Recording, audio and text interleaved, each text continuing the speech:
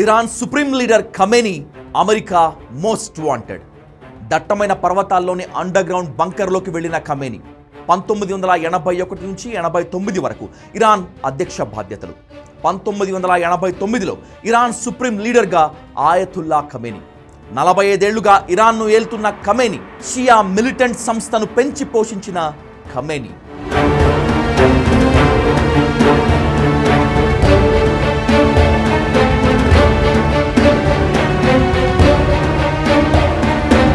ఇరాన్కు ఊహించని ఎదురు దెబ్బ తగిలింది.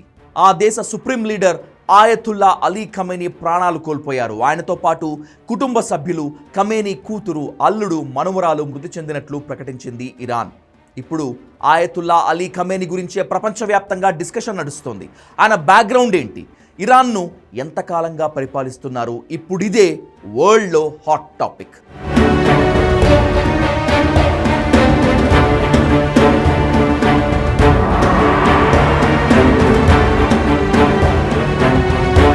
ఇజ్రాయెల్, అమెరికా సంయుక్తంగా చేసిన దాడుల్లో ఇరాన్కు షాక్ తగిలింది.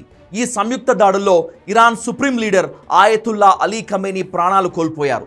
ఖమేనీ కూతురు, అల్లుడు, మనవరాలు మృతి చెందారు. ఆయన మృతదేహాన్ని ఇరాన్ అధికారులు శిథిలాల నుంచి స్వాధీనం చేసుకున్నారు. ప్రపంచవ్యాప్తంగా ఆయతుల్లా అలీ ఖమేనీ గురించే డిస్కషన్ నడుస్తోంది. ఖమేనీ వయస్సు 86 ఏళ్లు. అణ్వస్త్ర దేశాలు ఇజ్రాయెల్, అమెరికాతో ఒంటరి పోరాటం చేస్తున్న ఇరాన్కు సుప్రీం నాయకుడు. 1989 నుంచి ఇప్పటి వరకు ఇరాన్కు కర్త, కర్మ, క్రియ అన్నీ ఖమేనీయే. కొంతకాలంగా ఇజ్రాయెల్ దాడులు చేస్తుండడంతో ఖమేనీ దట్టమైన పర్వతాల్లోని అండర్ గ్రౌండ్ బంకర్లోకి వెళ్లి దాక్కున్నారు. ఇరాన్ను అణ్వస్త్ర దేశం చేస్తానంటున్న ఖమేనీ కోసం ఇజ్రాయెల్ డేగ కళ్ళతో వెతుకుతోంది. అనుకున్నట్లుగానే తాజా దాడుల్లో ఖమేనీతో పాటు కుటుంబ సభ్యులను హతమార్చింది.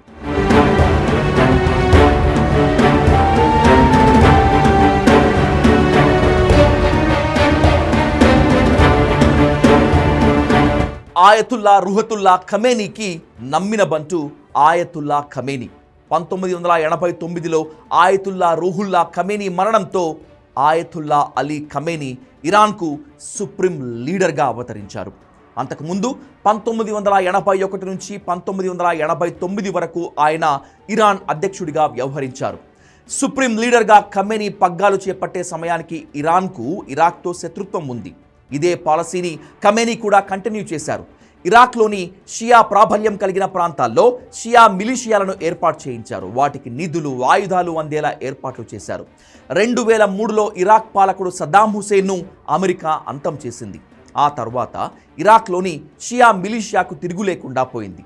తదుపరిగా పాలస్తీనాలో హమాస్, లెబనాన్లో హిజ్బుల్లా, యమన్లో హౌతీలు, సిరియాలో షియా మిలిటెంట్ సంస్థలను ఖమేనీ పెంచి పోషించారనే ఆరోపణలు కూడా ఉన్నాయి. 2015 సంవత్సరం నాటికి అవి తగినన్ని ఆయుధాలు, నిధులతో బలోపేతమయ్యాయి.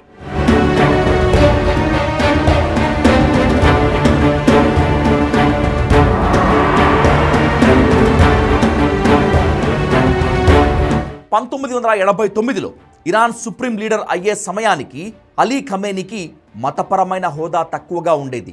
అయినా ఇరాన్లో అతివాద షియా వర్గం పెద్దల అండదండలతో పాలనను సాగించారు. ఈ క్రమంలో ప్రజాప్రతినిధుల అధికార పరిధిని పెంచాలనే డిమాండ్ తెరపైకి వచ్చింది.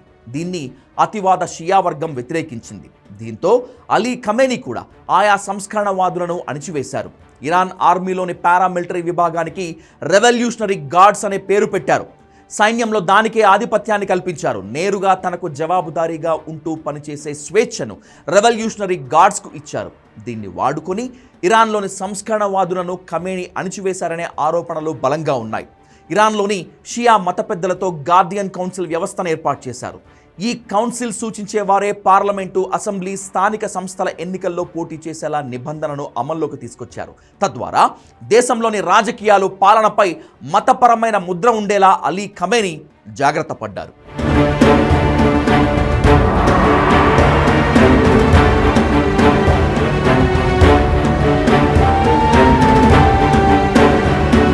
రెవల్యూషనరీ గార్డ్స్ను బలోపేతం చేసుకోవటం ద్వారా ఇరాన్లో తిరుగులేని శక్తిగా ఎదిగారు ఖమేనీ. ఎవరు ప్రశ్నించలేని అత్యున్నత అధికార కేంద్రంగా ఖమేనీ మార్చుకున్నారు. అందుకే ఇరాన్ అంతర్గత రాజకీయాల్లోనూ రెవల్యూషనరీ గార్డ్స్కు కీలక స్థానాన్ని కల్పించారు. ప్రస్తుతం ఇరాన్కు ఆయువు పట్టుగా ఉన్న బ్యాలిస్టిక్ మిసైల్ ప్రోగ్రామ్ను ఈ విభాగమే పర్యవేక్షిస్తుంది. ఇరాన్ రెవల్యూషనరీ గార్డ్స్కు చెందిన అంతర్జాతీయ విభాగాన్ని కుద్స్ ఫోర్స్ అని పిలుస్తారు. ఇరాన్ ప్రభుత్వం తరపున నేరుగా వ్యాపారాలు నిర్వహించే స్వేచ్ఛను కూడా రెవల్యూషనరీ గార్డ్స్కు ఖమేనీ ఇచ్చారు. తద్వారా ఇరాన్ ఆర్థిక వ్యవస్థకు అవసరమైన ఆదాయాన్ని సమకూర్చుకుంటారు. ఈ విధంగా ఇరాన్ సుప్రీం లీడర్ కనుసన్నల్లో నడిచే ప్రత్యేక సైనిక వ్యవస్థగా రెవల్యూషనరీ గార్డ్స్ ఎదిగింది. అందుకే రెవల్యూషనరీ గార్డ్స్ ఉన్నతాధికారుల స్థానాలను కేవలం తన నమ్మకస్తులకే ఖమేనీ అప్పగించేవాళ్ళు.